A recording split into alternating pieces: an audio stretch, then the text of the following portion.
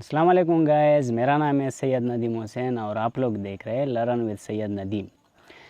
तो गैस कल हमने स्टेट के बारे में पढ़ा, उसके हमने वेरियस डिफिनीशन देखे, उसके हमने मीनिंग्स देखी और हमने उस पर जो व्यूज़ थे वो देखे। तो आज हम ये देखेंगे कि स्टेट का ओरिजिन क्या है, कहाँ से जो है स्टेट इवॉल्व हो चुका है। तो ओरिजिन ऑफ स्टेट के बारे में 6 हमारे पास थीरीज़ है, ठीक है। तो वन बाय वन हम एक एक अभी देखते हैं कि कौन कौन सी है। तो पहले नंबर पे जो हमारे पास थ्योरी है वो है divine origin, theory of divine origin. तो थ्योरी ऑफ डिवाइन ओरिजिन के मुताबिक जो हमारे पास स्टेट है उसको गॉड ने क्रिएट किया है, ठीक है। तो ये इस थ्योरी को मानने वाले ये कहते हैं कि जो स्टेट है वो गॉड ने बनाया है और स्टेट में जो किंग होगा वो भी गॉड की तरफ से ही अपॉइंट होगा। तो तो जो किंग के पास राइट होंगे वो भी गॉड की तरफ से होंगे, ठीक है। तो किंग जो हमारे पास होगा वो सिर्फ गॉड को ही जवाबदेह होगा, किसी भी ह्यूमन को जवाबदेह वो नहीं होगा। तो इस थ्योरी के मानने वाले ये बिलीव रखते हैं। आप लोगों ने मूवीज़ में देखा होगा कि जो हमारे पास किंग होते हैं लोग उनकी वर्शिप करते हैं।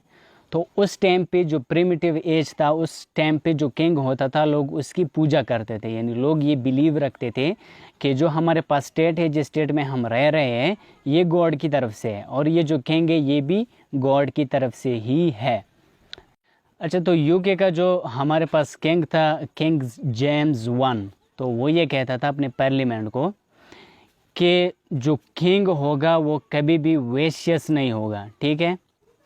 तो वो क्या क्या होगा कि जो किंग होगा वो गॉड की तरफ से आया होगा, किस चीज़ के लिए? लोगों के जो गुनाह है उसको पनिशमेंट देने के लिए आया होगा। और ये बिल्कुल अनलॉफुल है कि आप उस किंग के खिलाफ उठ खड़े हो जाओ। ये कौन कहता था? रॉबर्ट जेम्स कहता था, ठीक है, जो कि यूके का किंग था। तो ये उसका ये बिलीव था। तो इस थ्योरी के मानने वाले क्या बोलते हैं कि स्टेट को गॉड ने बनाया है और जो किंग है वो भी गॉड की तरफ से ही होता है। अब जो हमारे पास दूसरी थ्योरीज है वो है फोर्स थ्योरी।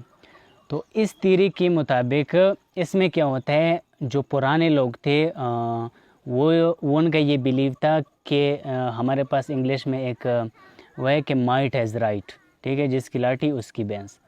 तो ये जो लोग हैं वो इस चीज़ पे बिलीव रखते थे कि जिसके पास ताकत ज़्यादा है उसका ही सब कुछ है। तो इस थ्योरी के मुताबिक जो पुराने लोग थे ओल्ड एज के, वो क्या करते थे कि जो सबसे पावरफुल ट्राइब होता था वो क्या करते थे, वीक ट्राइब पे हमला करते थे और उन लोगों का अपने अंडर ले लेते थे, ठीक है। तो एक हमारे पास फिलोसफर है, वो ये कहते हैं कि जिसका नाम है एडवर्ड किंग्स। तो वो ये कहते हैं कि हिस्ट्री में से ये मालूम करना मुश्किल बात नहीं है कि जितनी भी पॉलिटिकल स्टेट है वो हमारे पास एक सक्सेसफुल वॉरफेयर के नतीजे में बने हैं। तो अगर हम हिस्ट्री को देख ले तो जो हमारे पास पॉलिटिकल सोसाइटीज़ बनते हैं तो वो उसके पीछे ज़रूर एक वॉर हुआ होगा, ठीक है। और वो वॉर जब सक्सेस हो जाती है उसके नतीजे में कुछ नया बनता है, ठीक है। तो इसके जो मानने वाले हैं वो ये कहते हैं कि जो पावरफुल ट्राइब होता है या जो पावरफुल आदमी होता है या जो पावरफुल किंग होता है वो अपने वीक लोगों को अपने अंडर ले लेता है, उस पर कब्ज़ा करके, ठीक है। तो इस थ्योरी के मानने वालों का ये बिलीव था कि जो स्टेट है, state as the child of conflict wars. तो इस थ्योरी के मानने वाले ये बिलीव रखते हैं। अब जो नेक्स्ट थ्योरीज है वो हमारे पास है सोशल कॉन्ट्रैक्ट। अब इस सोशल कॉन्ट्रैक्ट में हम 3 चीज़ों को देखेंगे। पहले नंबर पे हम देखेंगे स्टेट ऑफ नेचर, दूसरे में देखेंगे सोशल कॉन्ट्रैक्ट और तीसरे में देखेंगे द स्टेट। अब जो हमारे पास फिलोसफर है लाइक रूसो हो गया, थॉमस हॉब्स हो गया, जॉन लॉक हो गया, वो लोग स्टेट ऑफ नेचर के बारे में कहते हैं कि स्टेट ऑफ नेचर में अच्छा, स्टेट ऑफ नेचर पहले तो हम देखते हैं कि है क्या। जब स्टेट नहीं बने थे तो स्टेट बनने से पहले के जो हालत था उसको हम कहते हैं स्टेट ऑफ नेचर, ठीक है।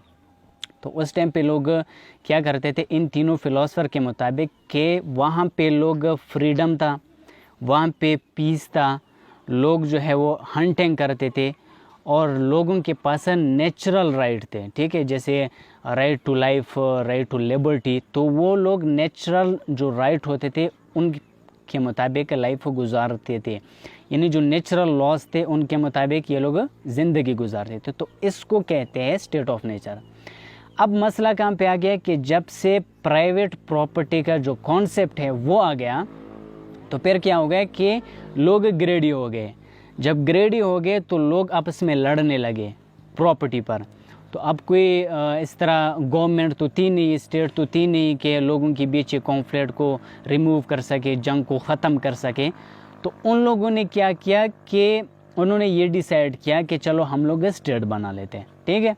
अब दूसरे पे आते हैं सोशल कॉन्ट्रैक्ट। फिर जब इन्होंने कॉन्ट्रैक्ट किया कि हम अपने कुछ राइट स्टेट को देंगे, यानी एक स्टेट बनाएंगे, उसमें कुछ राइट हम स्टेट को देंगे और बदले में स्टेट हमें कुछ राइट देंगे, ठीक है। तो ये हुआ था कॉन्ट्रैक्ट। अब थॉमस हॉब्स साहब कहता है कि उस टाइम पे लोग थे, उन्होंने ये कहा कि मैं अपने राइट एक ऐसे ऑर्गेनाइज को या एक ऐसे मैन को दूंगा जिसके पास ये अथॉरिटी हो कि वो बदले में मेरे राइट जो मेरे राइट होंगे वो मेरे को दे सके, ठीक है। तो थॉमस हॉब्स साहब के मुताबिक उन्होंने ये फैसला किया। जॉन लॉक साहब कहते हैं कि उस टाइम पे कॉन्ट्रैक्ट हुए दो किस्म। पहले कॉन्ट्रैक्ट में उन्होंने बनाया स्टेट कि यार हम इस तरह एक स्टेट बनाएंगे जहाँ पे हमारे राइट हमें मिल सके। दूसरा कॉन्ट्रैक्ट हो गया गवर्नमेंट का, उन्होंने गवर्नमेंट बनाए। अब स्टेट तो बन गया कि जब तक गवर्नमेंट नहीं होगी तो आपको राइट देने वाला कोई नहीं होगा। तो उन लोगों ने ये डिसाइड किया कि हम स्टेट के साथ साथ गवर्नमेंट भी बनाएंगे जो कि हमारे राइट हमें दे सके, ठीक है। तो ये था सोशल कॉन्ट्रैक्ट और इसके नतीजे में हमारे पास स्टेट बन गए। अच्छा, जो हमारे पास नेक्स्ट थ्योरी है वो है पैट्रियार्कल थ्योरी। तो इस थ्योरी के मुताबिक जो हमारे पास स्टेट बने हैं वो फादर से बने हैं। यानी अगर हम एक फैमिली देखें, उसमें एक फैमिली में कौन कौन होते हैं, फादर होता है, मदर होते हैं और उसके बच्चे होते हैं, ठीक है। और उसका हेड कौन होता है, फादर यानी जो बाप होता है वो होता है, सही है। तो अब एक बाप है, उसके 3-4 बच्चे हैं, फिर वो बच्चे शादी कर लेते हैं, उसके फिर बच्चे होते हैं और वो फिर शादी कर लेते हैं, उसके बच्चे होते हैं। तो ये लोग ये बिलीव करते थे कि जो हमारे पास स्टेट है ये बाप से बना है, यानी बच्चे पैदा होते गए, फिर उनके बच्चे, फिर उनके बच्चे, तो इसके नतीजे में हमारे पास स्टेट बन गए। तो एक फ़िलोसफर है हेनरी माइन साहब, वो कहते हैं कि जो हमारे पास फैमिली है ये एक बेसिक यूनिट है, ठीक है, एक बेसिक यूनिट है जो कि फादर से हमें इसको हम फादर से ट्रेस कर सकते हैं, ठीक है। यानी उसमें हम फादर, फैमिली में फादर डोमिनेंसी उनकी होती है, ठीक है। तो इस तरीके के मानने वाले जो है वो ये कहते हैं कि जो स्टेट हमारे पास बने हैं वो बाप से बने हैं। हमारे पास थ्योरी है वो है मैट्रियार्कल थ्योरी। इस थ्योरी के मानने वाले ये बिलीव रखते हैं कि जो स्टेट बने हैं वो माँ से बने हैं। अच्छा, अब इस थ्योरी को समझने के लिए एक मिसाल लेते हैं। पहले ज़माने में क्या होता था कि लोग हंटिंग करते थे, जिस तरह मैंने बोला कि स्टेट ऑफ नेचर में लोग रहते थे। तो उस हालत में वो लोग क्या करते थे, वो हंटिंग पे गुजारा करते थे। या अगर एक चीज़ का सीज़न चल रहा है, फॉर एग्ज़ाम्पल एक फ्रूट है उसका सीज़न चल रहा है, तो उसके मुताबिक वो लोग ज़िंदगी गुजारते थे वो चीज़ का के। अब फॉर एग्ज़ाम्पल हमारे पास एक जगह है, उसको हम नाम दे देते हैं ए, और दूसरी जगह है उसको हम नाम दे देते हैं बी, ठीक है। अब ये दोनों जगह के लोग अपनी अपनी जगह पे रह रहे हैं। अब वहाँ पे खाने की चीज़ें ख़त्म हो गई, ठीक है। अब एक तीसरी जगह पे फॉर एग्ज़ाम्पल फ्रूट हो गए, फ्रूट है, तो ये दोनों जगह के लोग वहाँ पे जाते थे, सही है। इस टाइम में, इस ज़माने में ये जो शादियों वगैरह इस चीज़ का कॉन्सेप्ट नहीं था, यानी लोग शादी नहीं करते थे, ठीक है। तो अब जब ये तीसरी जगह पे जाते थे, ये दोनों जगह के लोग ए और बी के, तो वहाँ पे ज़ाहिर है मर्द और मेल एंड फीमेल होती थी। तो वो लोग क्या करते थे कि आपस में सेक्स वगैरह कर लेते थे। अब जब ये सीज़न ख़त्म हो जाता था तो ये लोग क्या करते थे, अपनी अपनी जगहों को वापस जाते थे। अब सेक्स के नतीजे में माँ तो प्रेग्नेंट होती थी, उसके पेट में बच्चा होता था, सही है, तो वो क्या करते थे, बच्चे को बॉर्न कर लेती थी।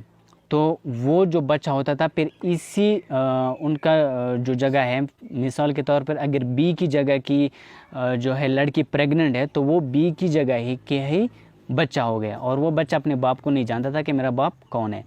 तो इस तरह होते होते लड़कियां जो है वो प्रेग्नेंट होती गई और बच्चे पैदा होते गए।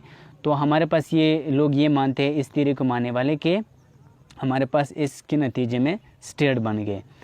अच्छा, अब ये थ्योरी चेंज कहाँ पे हुई? चेंज तब हुई कि जब नई नई चीज़ें सामने आई सोसाइटीज़ में, तो उनको तो फिर ये कॉन्सेप्ट यानी सोसाइटी में मैरिज का वो आया कि पहले लोग शादियां नहीं करते थे, फिर बाद में टाइम के साथ साथ लोग शादियां करने लगे आपस में, तो मैट्रियार्कल चेंज हो गए पैट्रियार्कल में।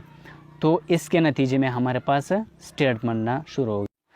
अच्छा, अब जो नेक्स्ट और लास्ट में जो थ्योरी है वो है एवोल्यूशनरी थ्योरी। ये थ्योरीज जो है ये सबसे ज़्यादा एक्सेप्टेबल थ्योरी इसको माना जाता है, ठीक है।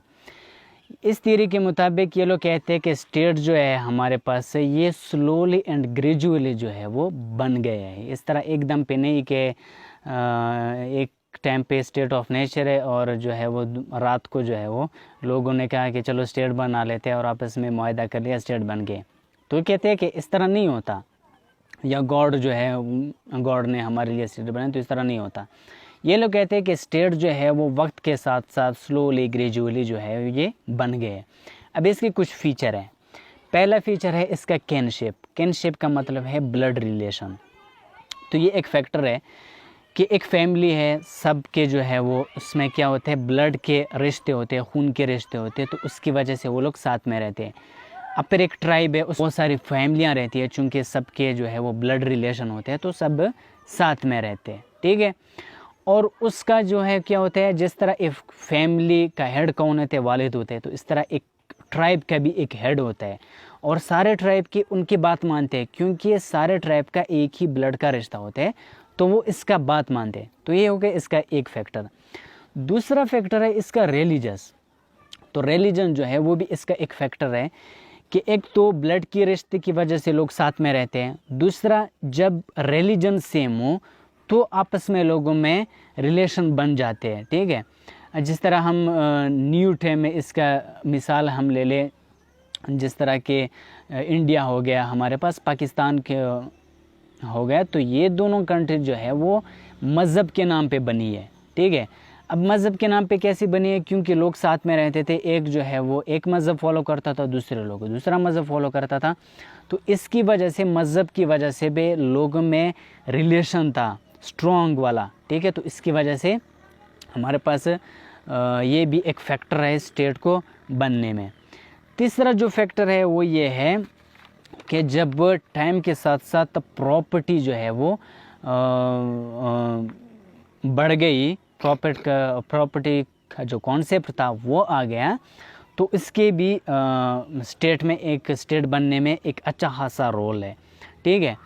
अब मसला ये है कि जब प्रॉपर्टी का कॉन्सेप्ट आ जाता है तो वहाँ पे आपको उसको अगर एक जगह है, एक प्रॉपर्टी है, वहाँ पे लोग रह रहे हैं, तो सब लोग ये दावा करेंगे कि ये प्रॉपर्टी तो मेरी है, ये प्रॉपर्टी तो मेरी है।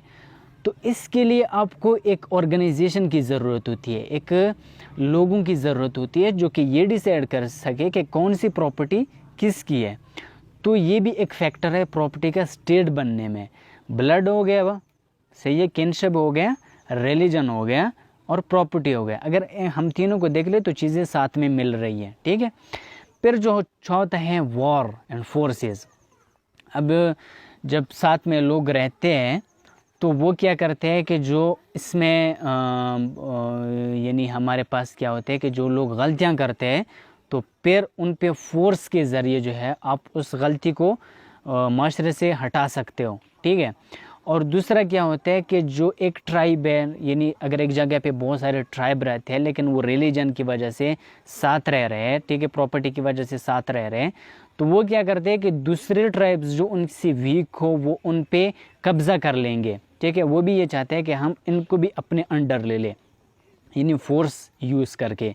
तो ये भी एक फैक्टर हो गया स्टेट का बनने में।